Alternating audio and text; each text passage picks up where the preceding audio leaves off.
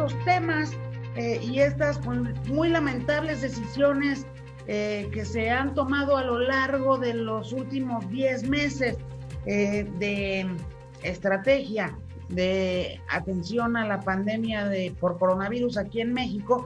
Yo tengo el gusto de recibir nuevamente aquí en este espacio, aquí en Yasierra, ya hemos platicado ella y yo con anterioridad, Lori-Ann Jiménez Fibi. Ella es la directora del Laboratorio de Genética Molecular de la Facultad de Odontología en la UNAM y también doctora en Ciencias Médicas de la Universidad de Harvard. Doctora, bienvenida. Y pues con este libro, Un daño irreparable, la estrategia, la criminal gestión de la pandemia en México, editado por Planeta, y que bueno, por supuesto, no solo ha despertado todo el interés, sino también ya todas las confrontaciones, al menos en redes sociales, que ya sabemos luego cómo se las gastan en ese mundo, el mundo sobre todo de Twitter, ¿no? Pero lo cierto es que en efecto, el lugar en el que hoy México se encuentra, al menos en la contabilidad o en las contabilidades, porque son varias las que el mundo está haciendo después ya de muchos meses respecto a las decisiones que cada país ha tomado, a México no le va bien. No. Bienvenida, Lori-Ann. Muchas gracias, Yuridia, muchas gracias. Siempre un placer estar en tu programa. No, a México no le va bien, no nos va, decir que no nos va bien creo que es un poco generoso el término, ¿no? Nos está yendo terriblemente mal, es como nos está yendo, pero nos viene yendo así desde el principio y lo que nunca ha ocurrido aquí es una rectificación, ¿no? No hay una rectificación en el rumbo porque en México nunca se ha seguido una estrategia basada en evidencias. Aquí la estrategia ha sido improvisada sobre la marcha o bien decidida desde un inicio y nunca ha habido un cambio dependiente de las evidencias que se van generando. No se ha aprendido de las experiencias de otros países, tanto los que hicieron bien como los que hicieron mal. No, de ellos no se aprendió nada y no se aprende de nuestros propios errores, ¿no? Las cifras de la Secretaría de Salud tienen una serie de problemas terribles, entre otras, un problema muy importante que las hace inservibles para la toma de decisiones, que es el rezago en el reporte de las cifras. Es decir, que las cifras que se reportan hoy no reflejan lo que pasó el día de hoy ni el día de ayer. Es decir, que estas cifras tienen un rezago, tienen rezagos tan importantes que pueden ser hasta mayores de 3 semanas. Es decir, con esta calidad de datos, y hoy vemos que la calidad es incluso mucho peor de lo que ya habíamos pensado que era, ¿verdad? Es decir, el subregistro y la incapacidad para rectificar estos problemas de conteo en las bases de datos. ¿Por qué? La pregunta aquí es, ¿por qué no se hace nada para rectificar esos errores? No se hace nada porque nunca se ha pretendido utilizar esos números para seguir una estrategia, para guiar una estrategia. Los números simplemente se reportan, aquí son reportadores de cifras. Entonces, si son muy precisos o no, tiene poca relevancia finalmente para ellos. ¿Por qué? Pues porque no están tomando decisiones basadas en esos números. De querer tomar decisiones basadas en los números, estarían haciendo algo para mejorar su calidad.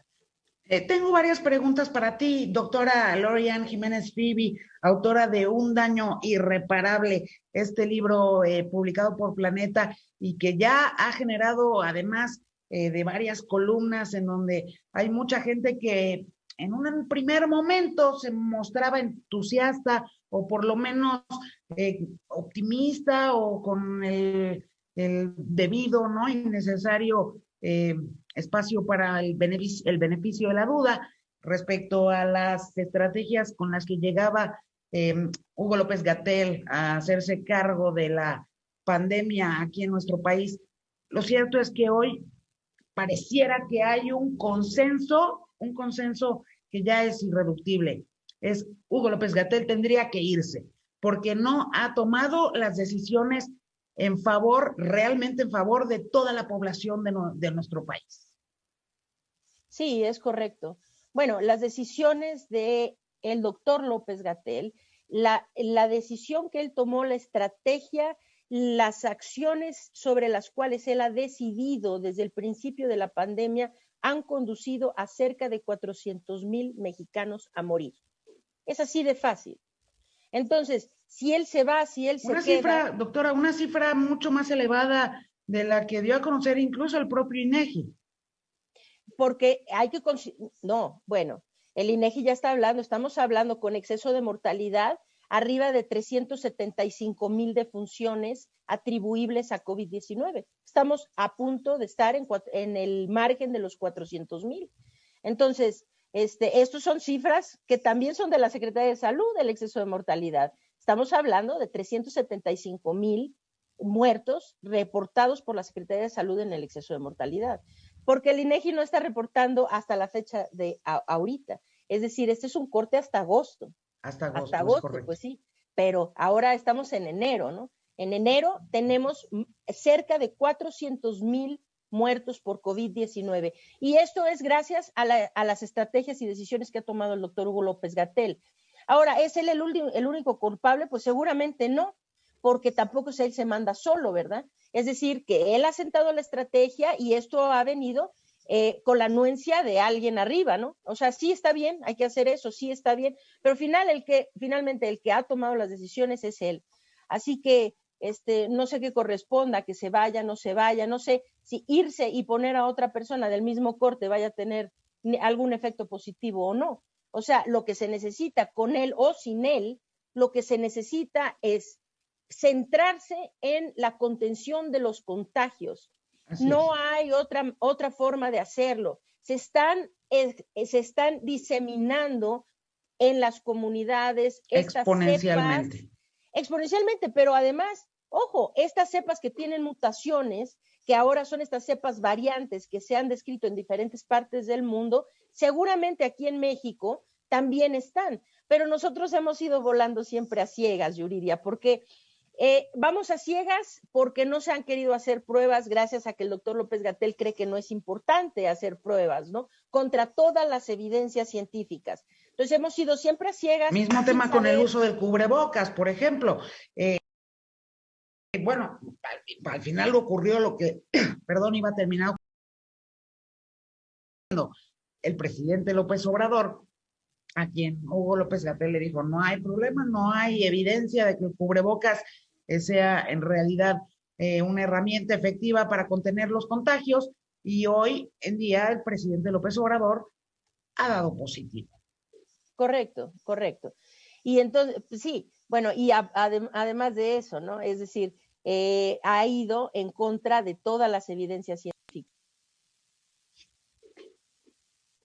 Perdón, se silenció mi micrófono.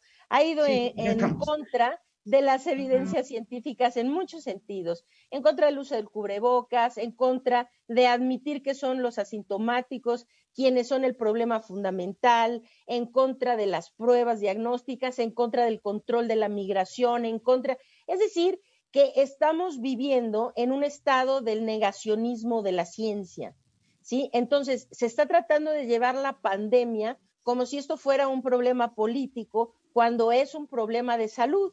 Entonces, llevado por un político disfrazado de científico, que él mismo no se comporta como un científico, porque lo que ¿Es un cortesano disfrazado de científico? Es un político disfrazado de científico, sí, sin duda. Es decir, la ciencia, el quehacer científico por definición persigue evidencia siempre. Es decir, el científico toma una acción, una determinación, hace un experimento y son sus propias evidencias las que guían a la ciencia hacia adelante. Estoy platicando con la doctora Lori-Ann Jiménez Fibi. ¿Me das permiso de ir a una pausa? Y regreso contigo porque pues, hay muchas preguntas que te quiero hacer, ¿eh? Claro que sí, con muchísimo gusto. 22 minutos y 26 segundos. Estoy de regreso platicando con Lori-Ann Jiménez Fibi, la doctora que ha publicado este libro, que bueno, por supuesto se está convirtiendo en lectura obligada en prácticamente todos los círculos, no solo políticos, sino también científicos, y no solo de México, sino del mundo. Un daño irreparable. El manejo la criminal gestión de la pandemia en México. Hace, por supuesto, en todo el libro una revisión exhaustiva, Lori-Ann, de cómo se fueron cometiendo errores muy puntuales a lo largo de estos meses respecto a la gestión de la pandemia, pero yo me quiero centrar en el capítulo 9, porque es lo que hay delante, ¿no? Está por un lado, porque se llama además hacia una nueva mortalidad, cosa que pues, si ya estamos en una mortalidad en donde, si en cifras oficiales estamos en 150 y tantos mil mexicanos fallecidos, en cifras extraoficiales, como nos decías ahorita antes de irnos a la pausa, cerca de los 400,000 muertos. Y lo que sigue adelante, que para México y para el mundo resulta igual de aterrador. ¿Qué va a ser esta nueva mortalidad? Bueno, pienso que el segundo capítulo de la pandemia va a ser escrito por estas cepas o variantes del virus que se han detectado en diferentes partes del mundo. Ahorita se han detectado ya varias.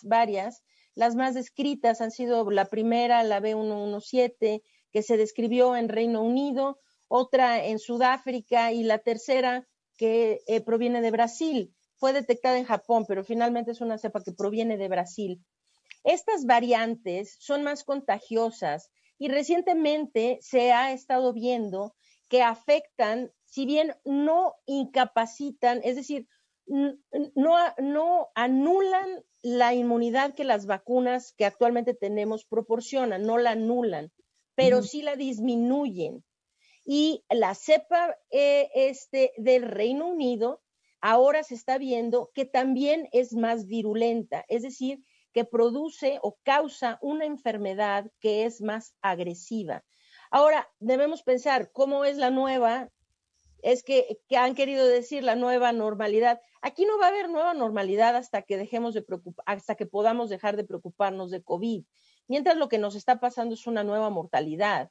Y lo que ocurre aquí es que hemos sido tan irresponsables, países como Estados Unidos, cuando estuvo encabezado por Donald Trump, Brasil y México, países en donde solamente han gestionado los contagios, han administrado los contagios, pero nunca han sentado estrategias para detener los contagios, para disminuirlos y contenerlos. Lo que se ha hecho es permitir que el virus se reproduzca en cualquier cantidad de seres humanos y esto ha acelerado la incorporación de mutaciones en el virus. Entonces, ahora estas cepas, como son más contagiosas, van a predominar sobre las otras y se van a volver las cepas infectantes en las diferentes partes del mundo.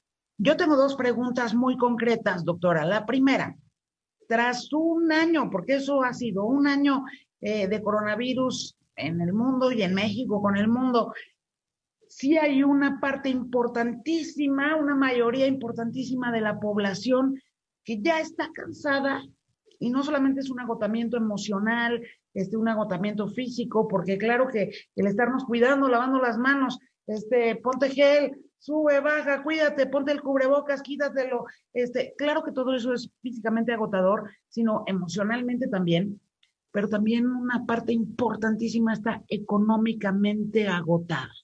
Y claro que hay gente que dice, pues no me importa si me contagio y me muero, pues ni modo, pero si no se va a morir mi familia, porque ya no tenemos ni un solo ahorro guardado, ya nadie nos quiere prestar dinero, estamos ahora sí que entre la espada y la pared.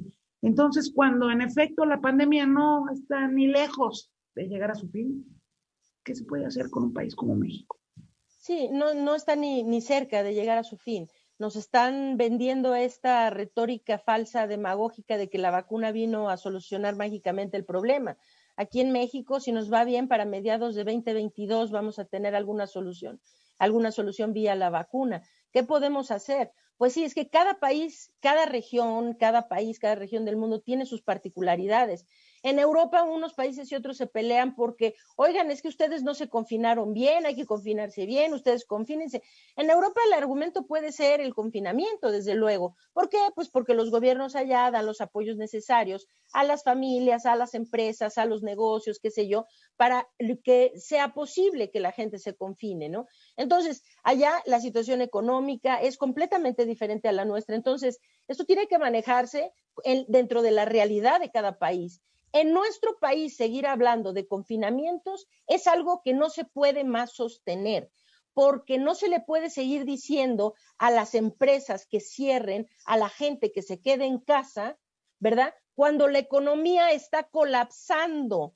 En Europa estaban rolando esto de si nos encerramos todos y nadie sale, nadie se mueve ni nada, durante 21 días vamos a acabar con la... Bueno, esto no puede pasar aquí, ¿verdad? Porque nuestro gobierno no ha tomado la previsión de dar los apoyos necesarios para que la gente pueda quedarse en casa, para que las empresas puedan cerrar sus puertas, ¿verdad? Entonces, aquí en México, pues decir, sí, qué bonito, suena muy bien, es una utopía, ¿no? O sea, decir, encerrémonos todos 21 días y a ver si ya se va el virus. Pues sí, pero hay gente que después de 21 días, ¿cuánta gente puede estar sin comer 21 días? Porque hay gente que necesita salir a comer, a trabajar hoy para comer hoy, ¿no? Entonces, dentro de nuestra realidad, esta cosa de los encierros no es más viable, lo que ya no es viable.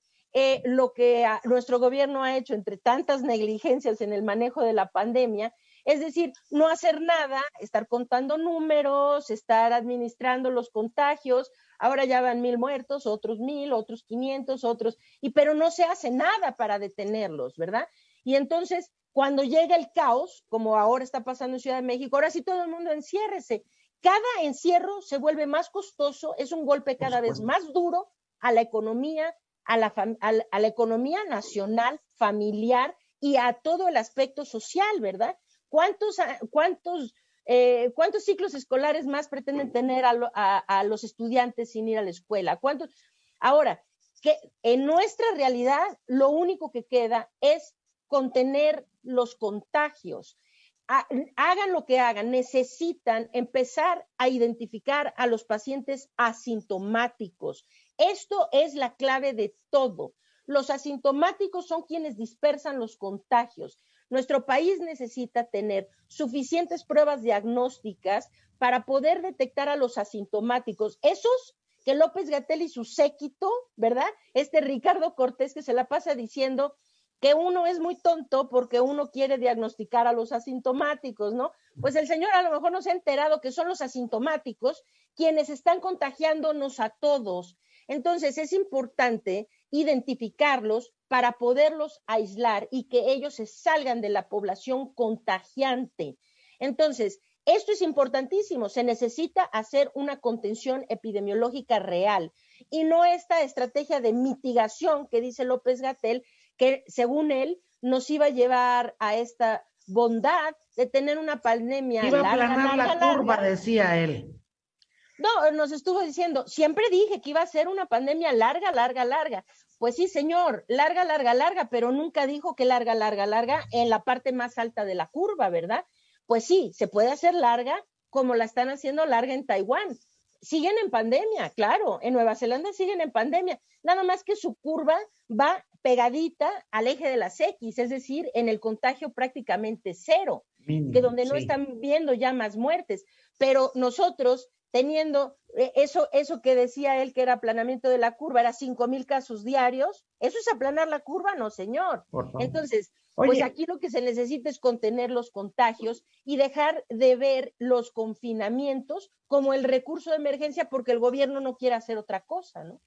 Y por último, Lorian Jiménez Fibi, te quiero preguntar, la llamada estrategia de vacunación aquí en México. Es un caos la estrategia de vacunación. Son muy buenos para hacer circo, ¿no?